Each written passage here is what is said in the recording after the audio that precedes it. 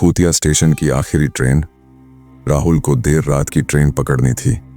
वह जल्दी जल्दी स्टेशन पहुंचा, लेकिन वहां का नजारा अजीब था। सारा प्लेटफॉर्म सुनसान पड़ा था और सिर्फ एक पुराना गार्ड अकेले बैठा किसी किताब में खोया था। राहुल ने गार्ड से पूछा, भाई साहब, आखिरी ट्रेन कितने बजे आएगी? गार्ड ने बिना नजर उठाए जवाब दिया, आ जाएगी, मगर संभल कर रहना। राहुल को यह जवाब अजीब लगा, लेकिन उसने ध्यान नहीं दिया और बेंच पर बैठकर ट्रेन का इंतजार करने लगा। घड़ी में 12:30 थे। तभी दूर से ट्रेन की आवाज सुनाई दी। अचानक पूरे स्टेशन में ठंडी हवाएं बहने लगीं। राहुल ने ट्रेन को आते देखा और राहत की सांस ली, लेकिन जैसे ही ट्रेन करीब आई, उसका खून जम गया। इस ट्रेन में कोई ड्राइवर नहीं था। खिड़कियों से झांकते चेहरे इंसानों के नहीं, बल्कि सूखी खोपड़ियां थीं। डर से कांपते हुए राहुल पीछे हटने लगा, लेकिन ट्रेन के दरवाजे अपने आप खुल गए। अंदर से एक अजीब आवाज आई, चढ़ जाओ, ये तुम्हारी आखिरी सवारी है। राहुल घबराकर भागने लगा, लेकिन जैसे ही उसने पीछे मुड़कर देखा, न ट्रेन थी न स्टेशन। वहां सिर्फ एक वीरान जंगल और टूटी हुई पटरी थी, जिस पर 50 साल पहले एक ट्रेन दुर्घटनाग्रस्त हुई थी। राहुल का दिल जोरों से धड़क रहा था। उसने अपने चारों ओर देखा। चारों तरफ सिर्फ घना जंगल था।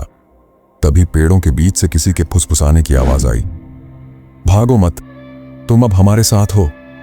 राहुल ने पीछे देखा। एक काली परछाई उसकी ओर बढ़ रही थी। वह पूरी ताकत लगाकर भागा, लेकिन उसके कदम जैसे भारी होते जा रहे थे, मानो कोई उसे पीछे खींच रहा हो। अचानक उसके सामने वही पुराना गार्ड खड़ा दिखा जो स्टेशन पर था। बचने की कोशिश मत करो, गार्ड ने ठंडी आवाज में कहा। जो इस ट्रेन का इंतजार करता है वो कभी लौट नहीं पाता। राहुल की आंखें डर से फटी रह गईं। तभी जंगल में एक हल्की रोशनी चमकी और दूर से किसी लड़की की आवाज आई, अगर जिंदा रहना है तो मेरी ओर भागो। राहुल के पास कोई और चारा नहीं था। उसने पूरी ताकत से उस रोशनी की ओर दौड़ लगा दी। जैसे ही उसने उस रोशनी को छुआ, उसे अचानक जोर का झटका लगा। वह स्टेशन की उसी बेंच पर बैठा था। ट्रेन आने ही वाली थी और गार्ड फिर से अपनी किताब में खोया हुआ था। लेकिन इस बार राहुल बिना एक पल गंवाए स्टेशन से बाहर भाग गया, क्योंकि उसकी जेब में अब भी एक पुराना ट्रेन टिकट था, जिस पर लिखा था, मृतकों की आखिरी सवारी 50 साल पहले, आज भी जारी। राहुल का शरीर पसीने से भीग चुका था। वह जल्दी से स्टेशन से बाहर निकला, लेकिन बाहर का नजारा अजीब था। पूरा शहर वीरान पड़ा था। जो सड़कें हमेशा चहल पहल से भरी रहती थीं, वहां अब सन्नाटा था।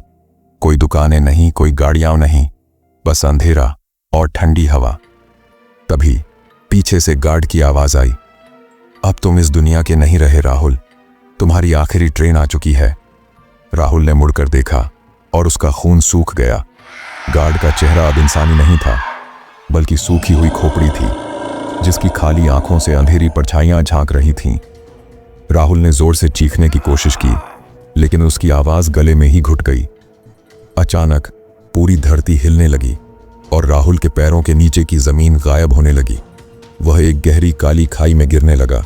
गिरता ही गया, गिरता ही गया। फिर सब कुछ अंधेरा हो गया। जब राहुल को होश आया तो वह एक अजीब जगह पर था। चारों तरफ धुंध थी, दूर दूर तक कोई रास्ता नहीं। लेकिन सबसे डरावनी बात यह थी कि वहां सैकड़ों लोग खड़े थे। सबके चेहरे फीके, आंखें खाली, और उनके हाथों में वैसा ही पुराना टिकट था जैसा राहुल के पास था। तभी दूर से ट्रेन की सीटी बजी और एक काली भूतिया ट्रेन धुंध से निकलकर सामने आई। ट्रेन के डिब्बों से मरे हुए लोगों की चीखें आ रही थीं और दरवाजे अपने आप खुल गए। सवार हो जाओ, अब लौटने का कोई रास्ता नहीं। राहुल कांप उठा। तभी किसी ने उसका हाथ पकड़ा, वही लड़की जिसने जंगल में उसे बचाया था। अगर तुम वाकई जिंदा रहना चाहते हो तो मेरी बात मानो, उस ट्रेन में मत चढ़ो। राहुल के पास कोई और रास्ता नहीं था। उसने लड़की का हाथ थाम लिया और तभी ट्रेन का भयानक हॉर्न बजा। क्या राहुल बच पाएगा, या वह भी उन भटके हुए यात्रियों की तरह इस ट्रेन का हिस्सा बन जाएगा? जानने के लिए वीडियो को एक लाइक और चैनल को सब्सक्राइब कर लो। मिलते हैं किसी नए रोमांचक सफर में।